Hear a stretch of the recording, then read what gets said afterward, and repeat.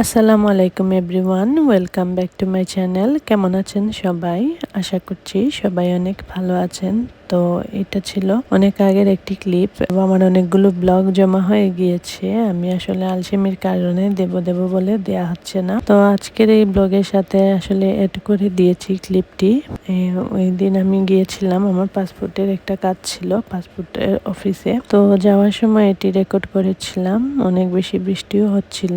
আমার ছেলেকে স্কুলে দিয়ে আমি আমার মেয়েকে নিয়ে আর হাজবেন্ড সহ আমরা চলে গিয়েছিলাম। আসলে সবকিছু সামলিয়ে ইচ্ছা করে না সব সময় যে এডিট করি বা ভিডিও দেই, আর যে সময় ইচ্ছা করে ওই সময় আসলে সময়ও পাই না, আর যে সময় পাই ওই সময় ইচ্ছাও করে না। মনে হয় একটু রেস্ট নেই বা একটু নিজের মতো করে থাকি, মোবাইলটা একটু সরিয়েই রাখি, এরকম অবস্থা আসলে।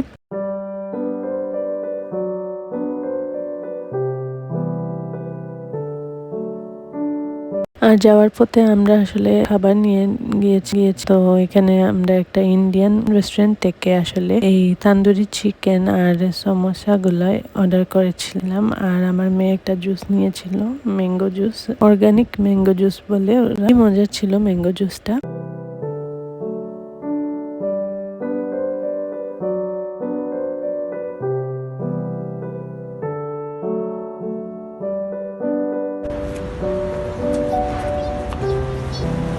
আর বৃষ্টি হওয়ার কারণে আমি আর আমার মেয়ে ছাতা সহ হেঁটে বেড়াচ্ছি।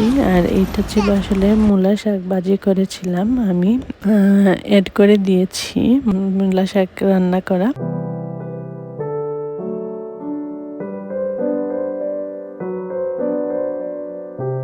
আর এই তো এটা ছিল থ্যাঙ্কসগিভিং এর দিন।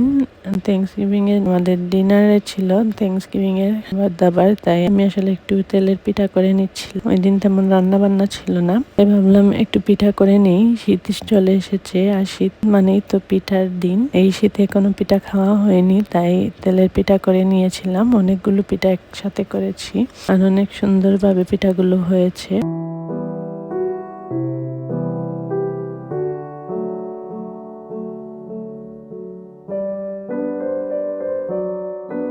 এই লোহার কড়াইটা আমি দেশ থেকে নিয়ে এসেছি, একটু ছোট হয়ে গিয়েছে সাইজে, চুলায় ঠিক মতো বসে না, একটু একটু বাঁকা হয়ে থাকে। কিন্তু দেশে যে সময় আমার আম্মা এটাকে ঠিক করে দিয়েছিল, এই সব পাতা টাতা দিয়ে ঠিক করে দেয়, তো ওই সময় মানে সুন্দর করেই বসতো।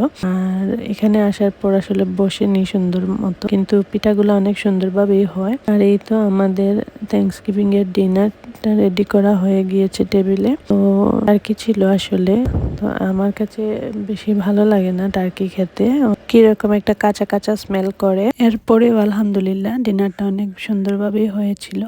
তো আজকের মতো এই ছিল আমার ব্লগ। আপনাদের কাছে কেমন লেগেছে আমাকে জানাতে পারেন। ভালো থাকবেন সবাই। আসসালামু আলাইকুম।